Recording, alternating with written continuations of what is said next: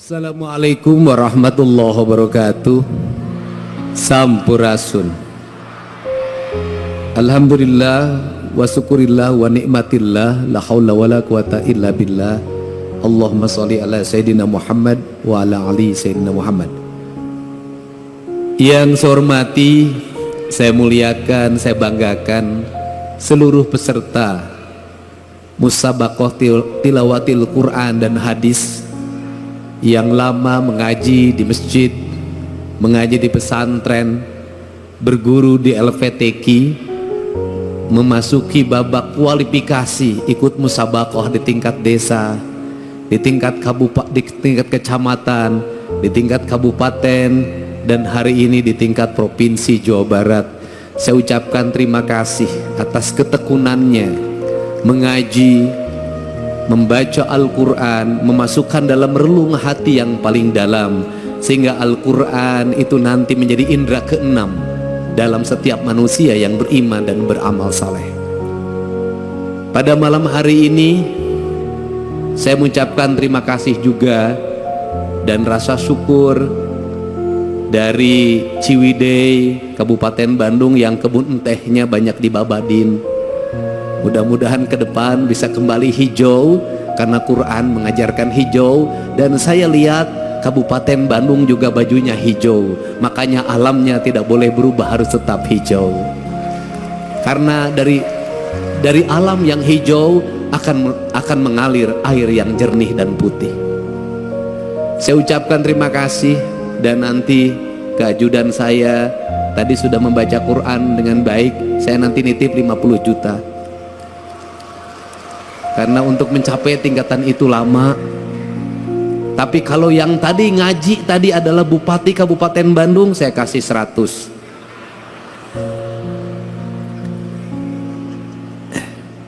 Saya mengucapkan terima kasih juga pada Kang Maman Imanul Haq. Ini tokoh santri yang menjadi politisi yang tetap konsisten pada keislaman dan kesundaan yang saya tahu. Sehingga kalimat kesundaan, mohon Pak Kemenag, Pak Kanwil, itu ketika saya wakil bupati dulu, ada dosen Universitas Pasundan bernama Hidayat Suryalaga. Dia menulis terjemah Al-Quran dalam rumpaka Sunda yang sudah disusun dalam bentuk mamaos. Dan saya minta di tahun depan itu masuk menjadi salah satu cabang yang diperlombakan, yaitu mamaos dalam bahasa Sunda, tapi isi mamaosnya adalah terjemahan Al-Quran.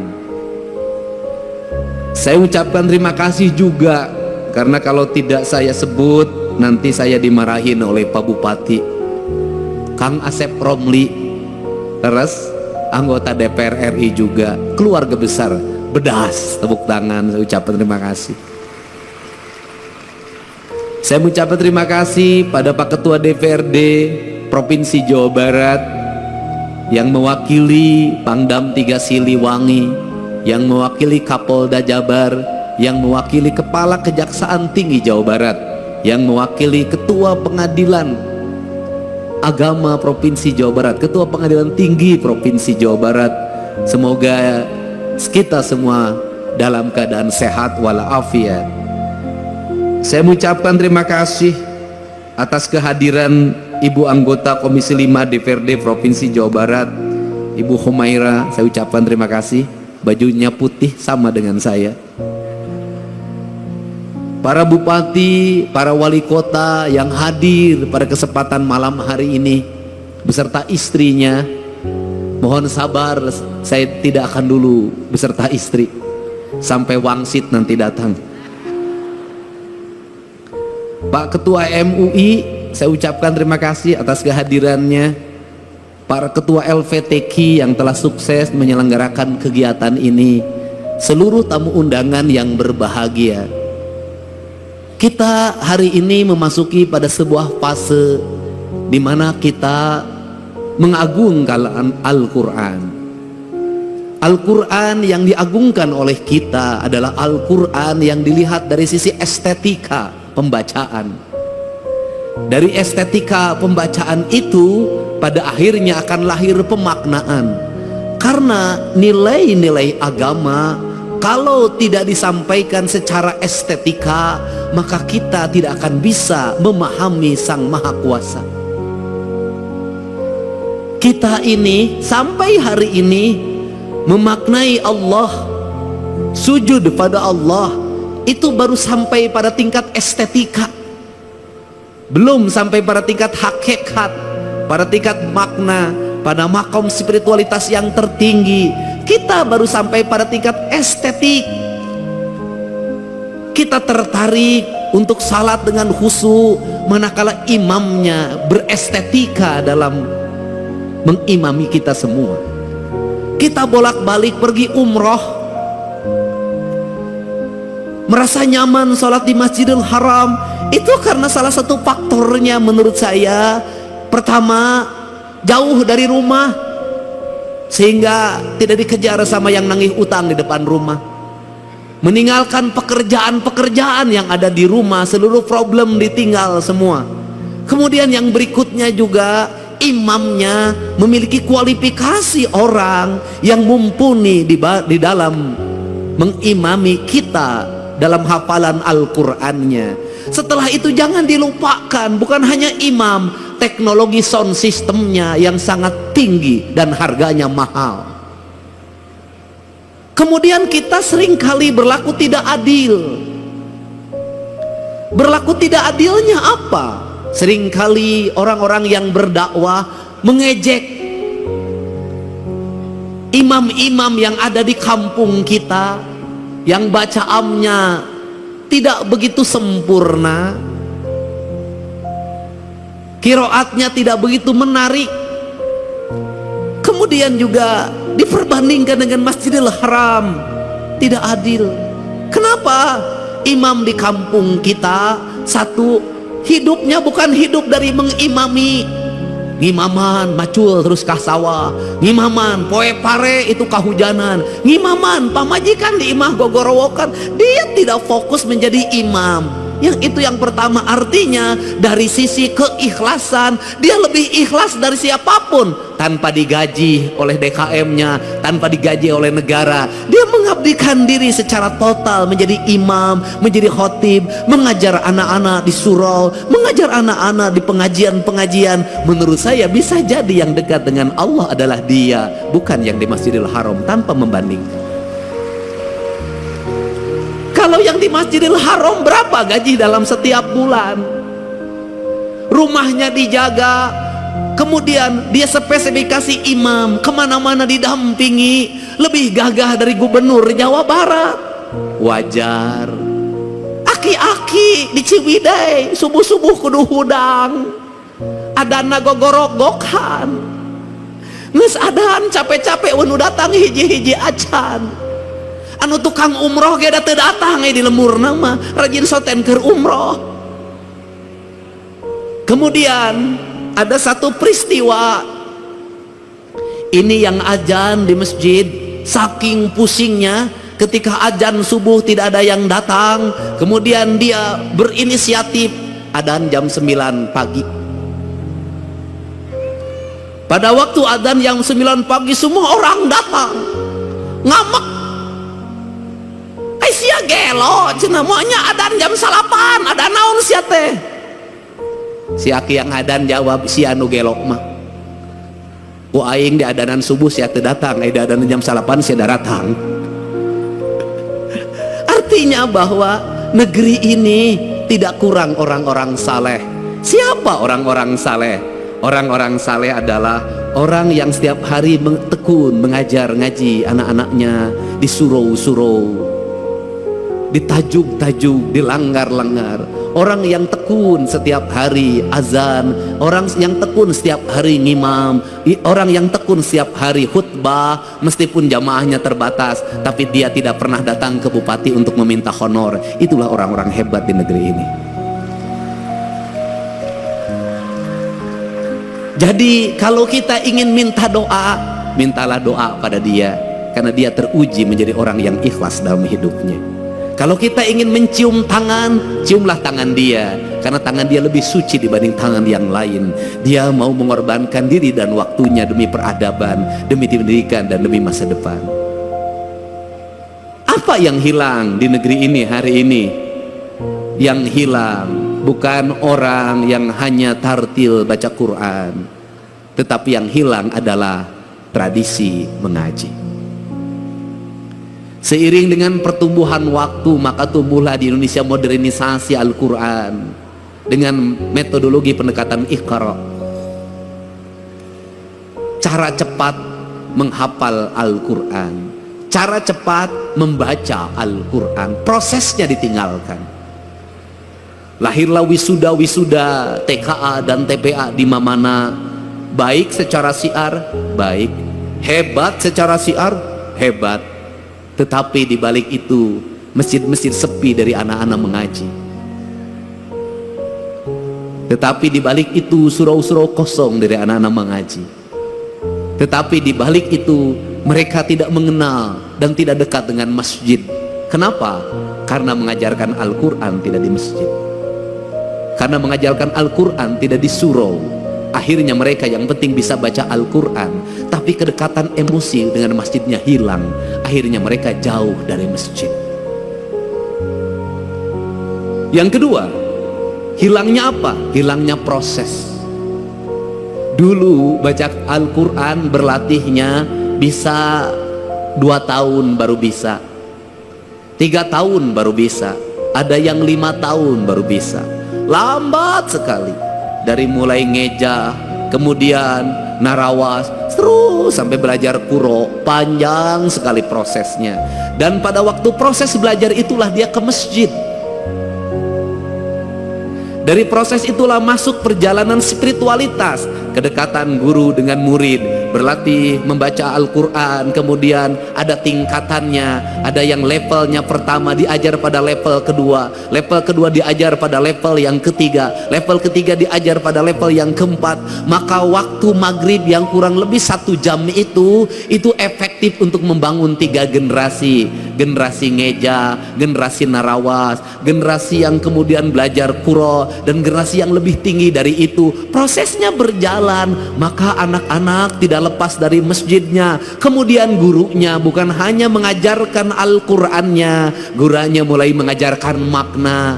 Maka anak-anaknya dilatihlah belajar puasa, belajar tirakat. Maka Al-Quran identik dengan pembelajaran tirakat, pembelajaran puasa. Kemudian pembelajaran tirakat itu apa yang dilahirkan? Maka Al-Quran itu tersublimasi dalam pikiran, dalam relung bawah sadarnya. Karena lahir dalam relung bawah sadarnya, maka ucapannya bisa jadi tidak tartil karena ustadznya ustadz kampung. Tetapi ingat, dalam ucapan yang tidak tartil itu lahir makna keikhlasan, karena dia bersenyamayam dalam jiwa yang bersih. Jiwa yang bersih itu celik putih, celak herang, cang bulan, 14 jalan gede sasapuan, tegenek temalekek balumbang timur narawangan. Apa yang terjadi? Ucapan-ucapan dari ayat Al-Qur'annya saciduh metu saucap nyata. Maka doa-doa pendeknya menjadi doa-doa yang sampai tembus ke langit-langit ilahiyah.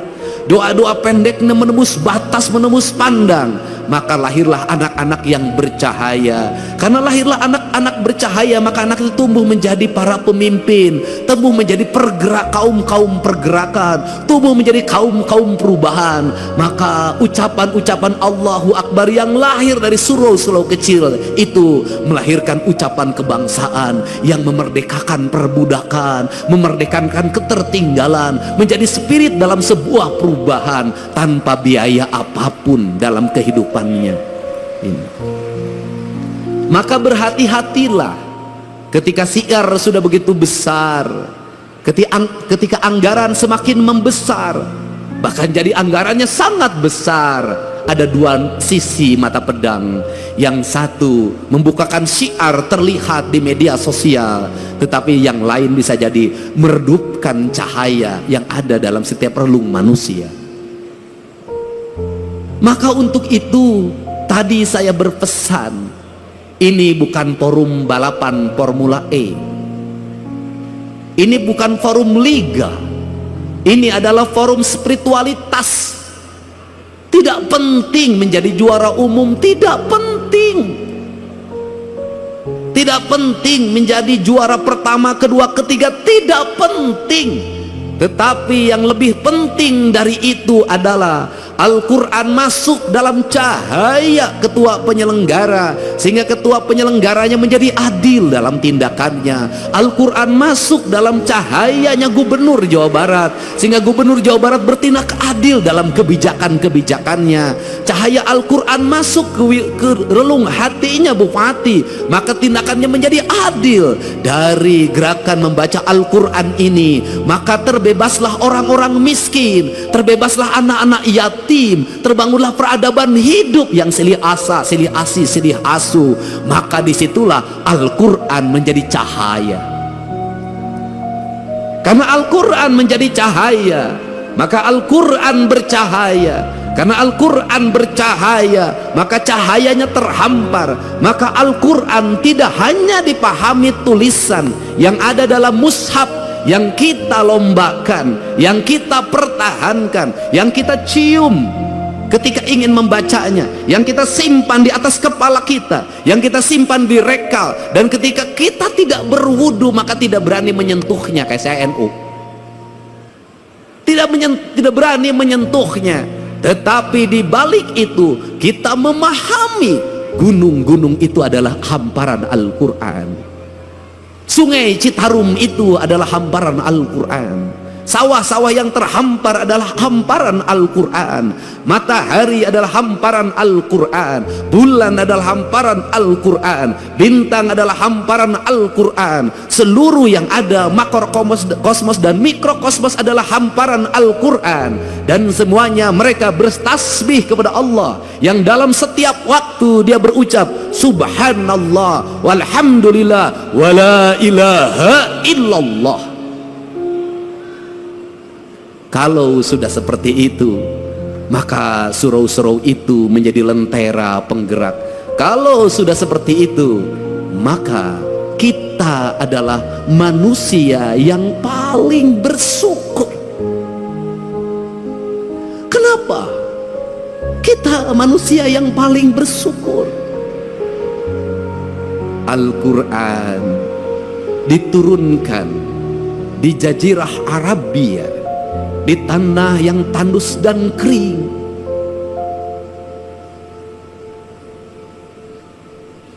Di mana orang mengalami kesulitan untuk mendapatkan air.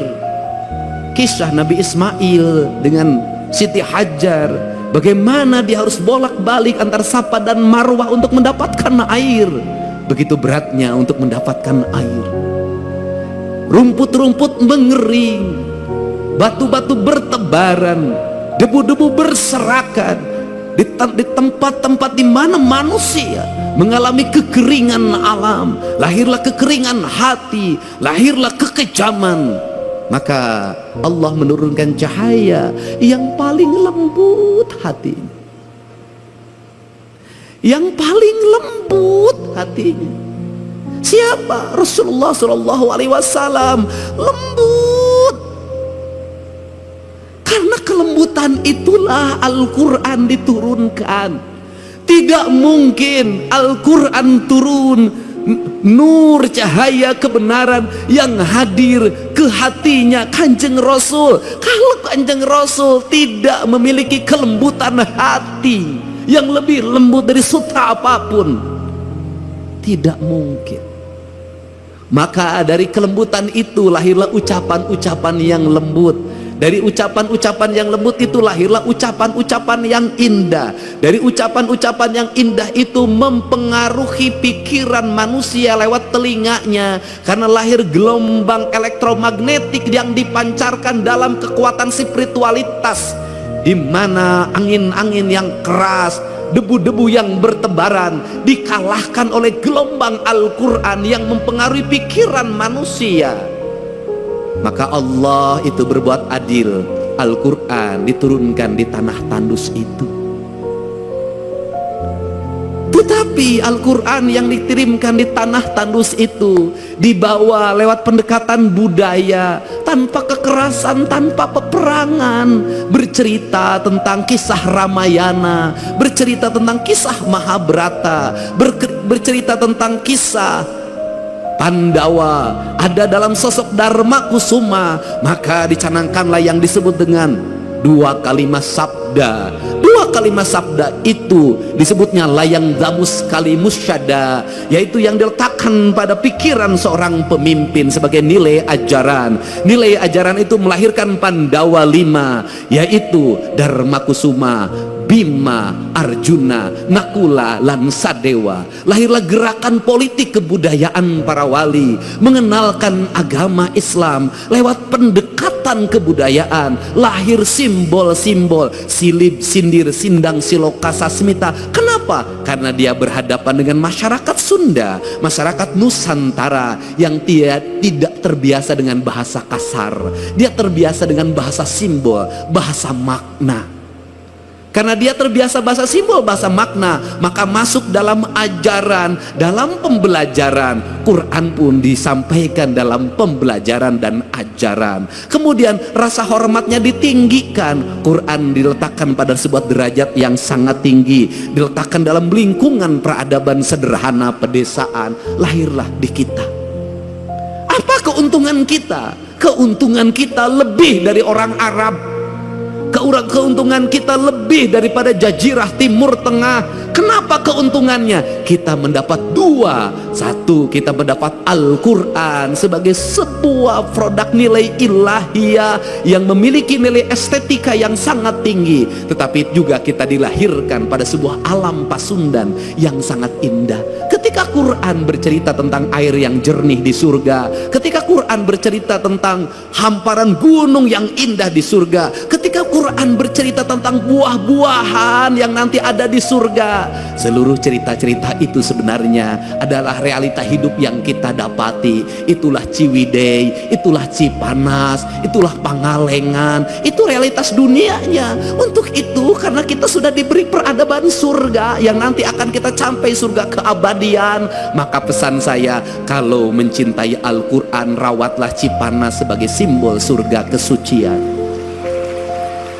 Rawatlah Ciwidey, rawatlah Pangalengan, rawatlah gunung-gunung itu yang melahirkan air yang mengalir, bak sepenggal tanah yang diturunkan dari surga. Rawatlah pohon-pohon itu, karena itu adalah alam yang digambarkan oleh Allah dalam Al-Quran. Jangan terbalik. Satu sisi kita sangat memaknai Al-Quran dan menghormati Al-Quran sebagai ayat yang tertulis, tapi di sisi lain tangan kita merusak alam, padahal itu adalah ayat yang tidak tertulis. Jadi saya tidak mau lagi dengar ke depan. Mudah-mudahan saya akan berusaha dengar Cipanas, berubah pikirannya menjadi jelek.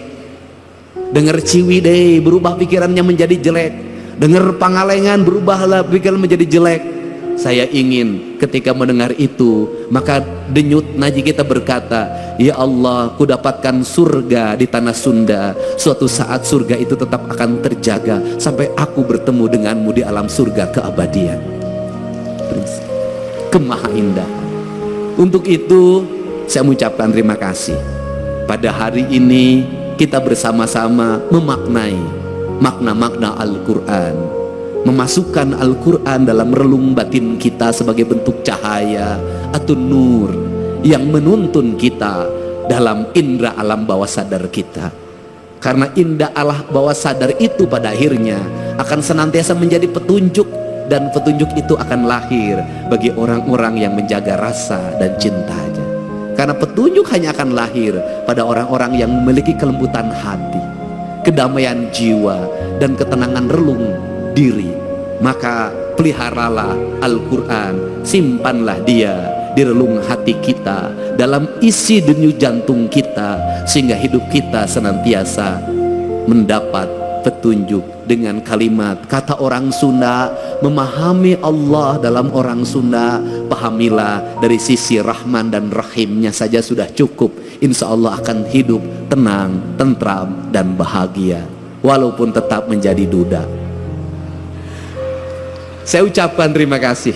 Mudah-mudahan pertemuan ini menjadi pertemuan kebahagiaan, kemuliaan, dengan mengucapkan bismillahirrahmanirrahim, musyabaqah tilawatil Quran dan hadis tingkat provinsi Jawa Barat pada hari ini, hari Ahad, tanggal 15 Juni 2025, dengan resmi saya nyatakan dibuka.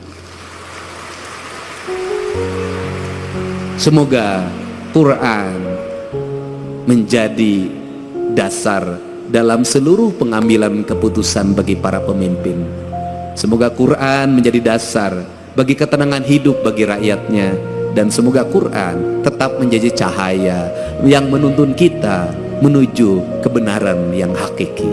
Wallahu muwaffiq ila aqwamit thoriq. Assalamualaikum warahmatullahi wabarakatuh. Sampurasun.